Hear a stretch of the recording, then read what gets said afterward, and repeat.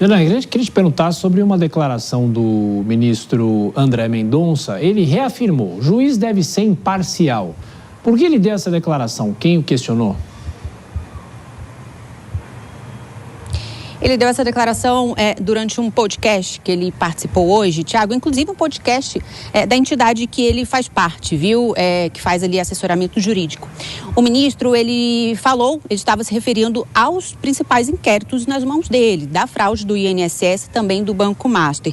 Ele, então, defendeu a imparcialidade, garantiu que vai atuar, que está atuando e vai continuar atuando nesses inquéritos com imparcialidade. E ele disse exatamente assim, Tiago, abre aspas, que o meu papel é ser imparcial, acho que esse é o meu papel e o quanto mais eu me mantiver nesse eixo, acho que eu vou corresponder àquilo que a Constituição espera de mim, por decorrência, acho que também da própria sociedade. E nesse contexto, também o ministro defendeu um código de conduta ética para ministros do Supremo Tribunal Federal. A gente sabe que ele sempre também foi um dos ministros que sempre esteve ao lado do ministro Edson Fachin na defesa por criar esse código de conduta ética aqui para ministros do Supremo. Tiago. Pois é, então mais um ministro alinhado com o Luiz Edson Fachin. E a Janaína volta daqui a pouquinho na programação. Deixa eu trazer rapidamente aqui a Dora e o Vilela. Ô Dora, aquela fase que a gente se surpreendia com os políticos falando que eles têm que ser honestos, daí a gente já sabe, a gente já viu em horário eleitoral. Agora, um ministro da Suprema Corte reiterar que precisa ser imparcial, a gente sabe, mas agora eles também falam disso, né, Dora?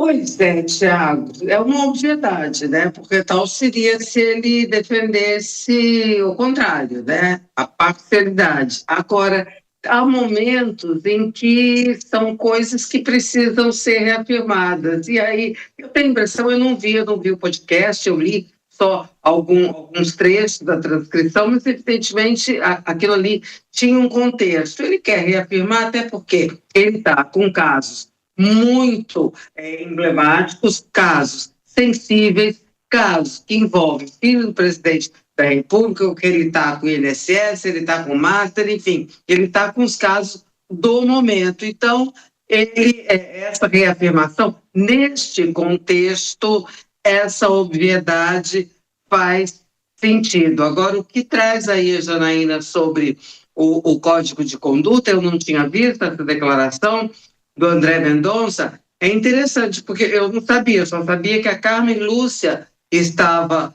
junto com o ministro Edson Fachin, então já são 3. Então é um terço, já que hoje a composição tem só 10 ministros, um terço dos ministros já favorável ao Código de Conduta. É pouquinho, mas já é alguma coisa. Mas, Vilela, sabe o que eu estava pensando? Quando ele fala de ser imparcial e cita o caso Master, ele manda algum recado para algum colega da corte?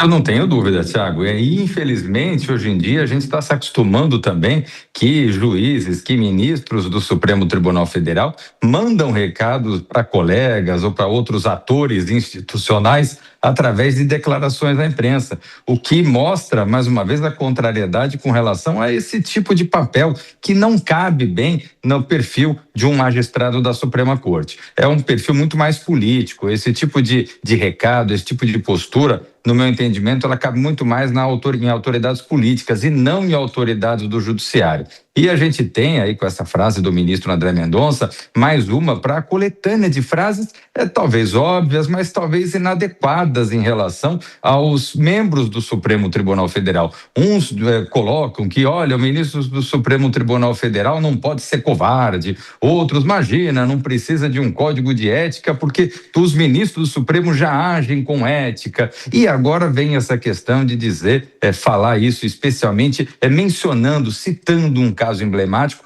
Me parece, mais uma vez, que muito embora o ministro não tenha falado nada de errado, tenha agido com uma forma correta, mas esse tipo de ficar dando declaração a toda hora é algo minimamente inadequado. A gente vai se acostumando, mas não é papel de um ministro da Suprema Corte.